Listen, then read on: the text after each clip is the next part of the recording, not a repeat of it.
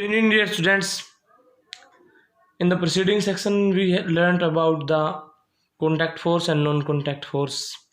And in contact force, like muscular force, frictional force. Today we are going to discuss about the non-contact force. I hope आपको clear हो गया था बच्चों. Force that do not need the physical contact.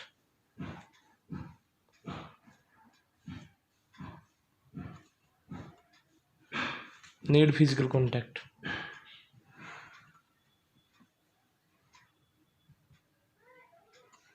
Are called non-contact force. Non-contact force. Now, some example of non-contact force are example of non-contact force.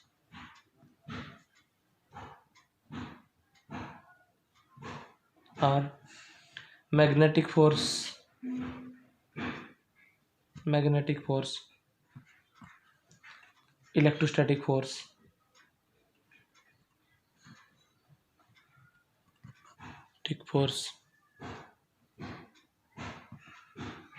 gravitational force.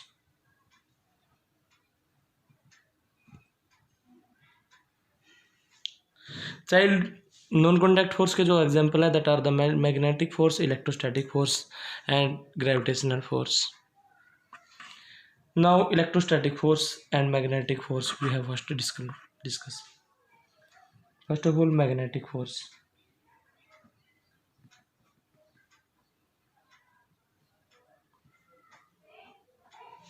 Child, we have two magnet. This is first magnet and this is second magnet. North pole, south pole, north pole and south pole. There are two magnet first and magnet second. इन दोनों जो magnet हैं, इन दोनों के बीच में जो interaction होगी, interaction word, मैं interaction word use कर रहा हूँ बच्चों. इंट्रैक्शन के अंदर दो चीजें आती हैं, attraction and repulsion.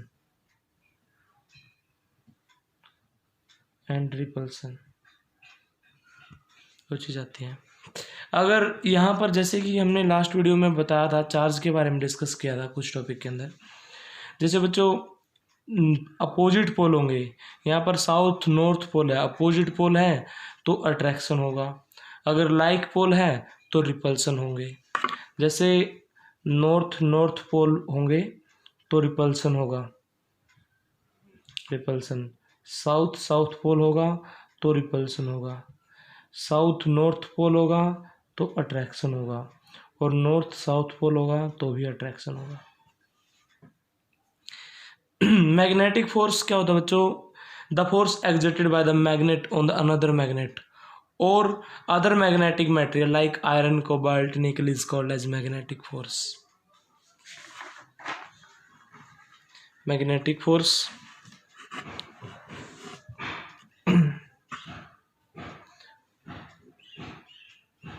the force exerted by a magnet or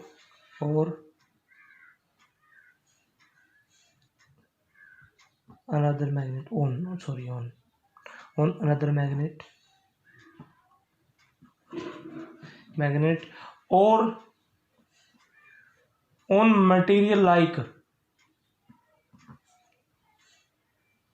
like iron, cobalt,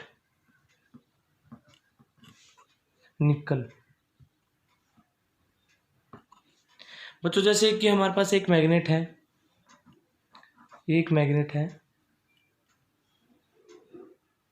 अगर इस मैग्नेट के इंटरेक्शन में एक दूसरा मैग्नेट आता है, या फिर ये मटेरियल कोई भी मटेरियल इनमें से हो, तो इनके बीच में जो फोर्स लगेगा, मैग्नेट और मैग्नेट के बीच में, मैग्नेट और लाइक दिस मटेरियल के बीच में फोर्स लगेगा, फोर्स जो लगेगा उस हम फोर्स को क्या कहेंगे, मैग्नेटिक फोर्स कहेंगे। अगेन रिपीट करते हैं बच्चों, मैग्नेट और मैग्नेट के बीच में लगने वाला फोर्स, या मैग्नेट और material, magnetic material word use करेंगे हम, मैग्नेटिक मटेरियल। यहां पर बहुत बड़ा एक कंसेप्ट छिपा हुआ है। मैग्नेट और मैग्नेट के बीच में फोर्स लगेगा, या फिर मैग्नेट और मैग्नेटिक मटेरियल के बीच में जो फोर्स लगेगा उसे हम क्या कहेंगे, मैग्नेटिक फोर्स कहेंगे। अब हम बात करते हैं बच्चों इलेक्ट्रोस्टैटिक फोर्स। ये फोर्स की डेफिनेशन थी मैग्नेटिक फोर्स की। नई डेफिनेशन है हमारे पास इलेक्ट्रोस्टैटिक फोर्स।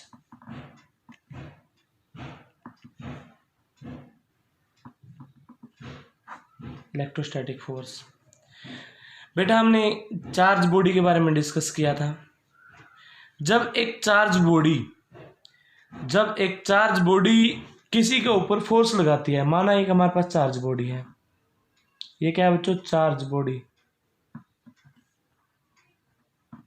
ये क्या है, चार्ज बॉडी है। अब ये चार्ज बॉडी यहां पर क्या है, एक दूसरी चार्ज बॉडी है, इस बॉडी के ऊपर चार्ज है,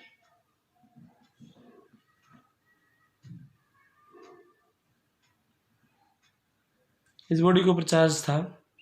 जब एक चार्ज बॉडी थी तो रेशियो इनका पॉजिटिव और नेगेटिव चार्ज का डिफरेंट है, दैट इज नॉट सेम।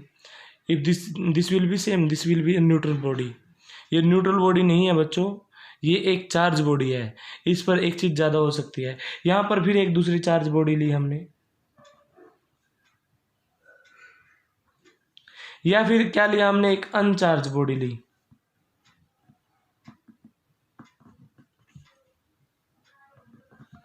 यहां पर क्या है, एक अनचार्ज बॉडी है, इसके और इसके बीच में फोर्स, इसके और इसके बीच में force.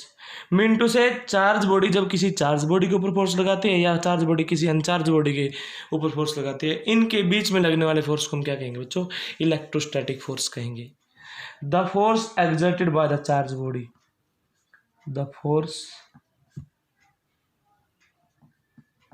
exerted by a charge body on another charge body or uncharged body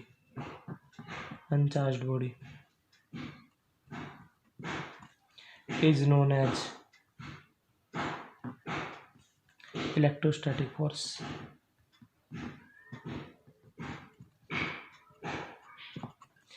static word का जो मतलब है बच्चों एट रेस्ट,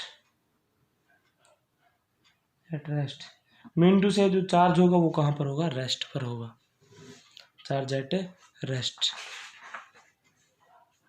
अभी हम बात करते हैं ग्रेविटेशनल फोर्स की। ग्रेविटेशनल फोर्स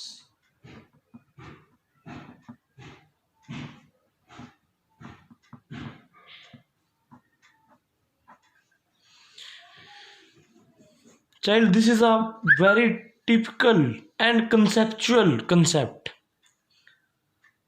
ये बहुत जबरदस्त कंसेप्ट है बच्चों ग्रेविटेशनल फोर्स का। ग्रेविटेशनल फोर्स, जो ग्रेविटेशनल फोर्स है बच्चों, देखो हम डेली लाइफ का अगर एग्जांपल लेते हैं तो जैसे हम कोई भी बुक है हमारे हाथ में, वो बुक अगर हम हाथ से छोड़ देंगे तो वो नीचे की साइड ही गिरेगी। कोई और चीज़ है हमारे पास, कुछ भी चीज़ ले लो, पेन ले लो, पेंसिल ले लो, हमारे हाथ में है तो वो नीचे की साइड ही गिरेगी। क्यों? Due to the gravitational force. मतलब कंसेप्ट हमारा क्या निकलता है, कंसेप्ट हमारा ये निकलता है, जब हमारे पास कोई भी दो बॉडी होती है, दो मैसिव बॉडी होती है, वो दोनों बॉडी कांटेक्ट में आती है, तो जो हैवी बॉडी है वो जो स्मॉल बॉडी है उसके ऊपर फोर्स लगाएगी और स्मॉल बॉडी हैवी बॉडी के ऊपर फोर्स लगाएगी। मिनटू से gravitational force is the force of attraction between any two object in the universe. बच्चों जैसे हमारे पास एक बॉडी, पहली बॉडी ये है, जिसका मास m है। अब हमारे पास एक दूसरी बॉडी है जिसका मास स्मॉल m है। अब इन दोनों बॉडी के बीच में लगने वाले फोर्स को हम क्या कहेंगे? एक बात और ध्यान रखिए, जो फोर्स जो नोट किया जाएगा वो that is centre, from centre से लगेगा बच्चों ये। अब सेंटर टू सेंटर डिस्टेंस अगर इनके बीच की r है तो इनके बीच में जो फोर्स लगेगा that is a gravitational force.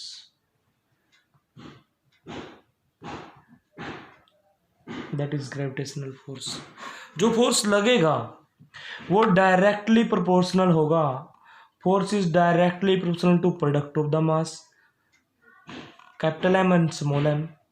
Equation first, जो फोर्स लगेगा that is inversely proportional to square of the distance, वो इनवर्सली प्रोपोर्शनल होगा स्क्वायर ऑफ द डिस्टेंस। इसका मतलब क्या है बच्चों? जितना ज़्यादा डायरेक्टली का मतलब होता है ये चीज़ ज़्यादा होगी तो ये भी ज़्यादा होगी। कंसेप्ट बहुत ज़बरदस्त है, ध्यान से समझिएगा। एक हमारे पास क्या है, हैवी बॉडी, एक स्मॉल बॉडी। इन दोनों का मास अगर जितना ज़्यादा होगा, ये 500 किलोग्राम है, ये 200 किलोग्राम है, दोनों का मास का मल्टीप्लाई जितना ज़्यादा होगा फोर्स उतना ही ज़्यादा लगेगा। अब हम बात करते हैं डिस्टेंस की। जितनी डिस्टेंस कम होगी स्क्वायर रूट के इनवर्सली प्रोपोर्शनल होगी। जितनी ज़्यादा डिस्टेंस कम होगी फोर्स उतना ही डबल इंटीग्रेशन से ज़्यादा होगा। डिस्टेंस जितनी ज़्यादा होगी फोर्स उतना ही कम लगेगा।